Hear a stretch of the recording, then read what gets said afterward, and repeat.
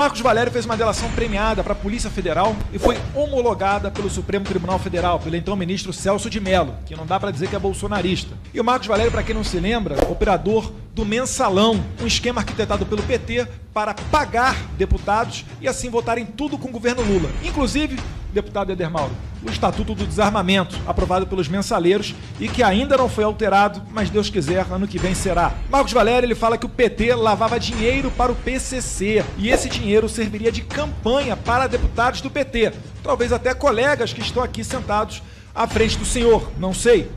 O Marcos Valério, ele continua, fala que o PCC esteve envolvido no sequestro, tortura e assassinato de Celso Daniel e que Lula seria um dos mandantes desse horrendo crime. Só para lembrar, o PCC ele tem acordo comercial com o Comando Vermelho. Na Tríplice Fronteira, em Foz do Iguaçu, o PCC comanda as rotas de Foz do Iguaçu, enquanto o Comando Vermelho, um pouquinho mais ao norte, comanda a entrada de droga e armas por Pedro Juan Cabalheiro e Porto Murtinho. E eu tô falando do Comando Vermelho por quê? Porque em 2001, quando o Fernandinho Beiramar foi preso, ele estava sob tutela das Farc.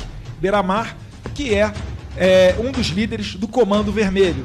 Então existe uma teia muito bem arquitetada de associação entre PCC, CV e até mesmo as Farc, que tutelavam Beiramar na selva. E em 2009, notícia do Estadão, também não dá para dizer que é bolsonarista, né? Abre aspas. Lula sugere às Farc criar partido político. Fecha aspas. As Farc, prezado general Peternelli, que aqui no Brasil a gente fala Forças Armadas Revolucionárias da Colômbia, mas que na Colômbia são conhecidas como Forças Armadas Revolucionárias Comunistas. Um tapa na cara aí dos artistas que procuram onde é que está esse comunismo que a gente está enfrentando. Enfim, talvez seja porque eles estejam do lado dos consumidores e não do nosso lado que combatemos o tráfico ilegal de armas. Dando continuidade aqui a uma ordem cronológica, mais recentemente, Lula se vangloriou de ajudar os sequestradores. Ele disse os meninos que sequestraram o Abílio Diniz. E também, há pouco tempo atrás, Hugo Carvajal, que era o chefe da inteligência de 2004 até 2011 de Hugo Chávez, narcoditador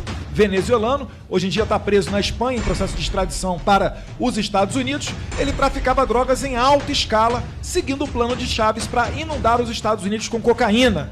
E para a justiça espanhola, Hugo Carvajal já adiantou que as drogas financiaram os governos latino-americanos, da Argentina com Cristina Kirchner, do Brasil com Lula da Silva, palavras de Hugo Carvajal, de Evo Morales na Bolívia, Fernando Lugo no Paraguai, Rafael Correa no Equador. Não sem propósito, todos eles membros do Foro de São Paulo, grupo criado em 1990, cuja a inauguração se deu de uma leitura de carta das Farc. As Farc saíram do Foro de São Paulo porque pegou muito mal depois que eles sequestraram a senadora colombiana Ingrid Betancourt e oficialmente saíram. Mas, como se vê, o Lula continua considerando as Farc e hoje eles têm assento até no Congresso colombiano, porque o então presidente Santos não respeitou o plebiscito, tal qual Lula aqui com o referendo do armamento. Lá na Colômbia, ele não respeitou o plebiscito, onde a maioria dos colombianos disseram que não queriam fazer acordo com esse tipo de pessoa. Vale lembrar que os senhores muito bem combateram na Operação Traíra, ainda nos anos 90. E encaminhando para o final aqui, ainda tem os esforços do PT e os seus puxadinhos. PSOL, PCdoB, uma foto muito bonita, prezado Coronel Armando, de todos eles botando a mãozinha junto assim com o Batiste, acusado de 4 homicídios qualificados e condenado na Itália. Nesse caso, o Batiste ele fugiu do Brasil antes da posse do presidente Bolsonaro, que ia botar quente em vagabundo, e confessou os crimes que o PT negou. Vale destacar também que o seu advogado Barroso, depois, acabou sendo nomeado para o Supremo Tribunal Federal. Esses são apenas alguns dos assuntos que justificam a vinda do Marcos Valério à Câmara dos Deputados.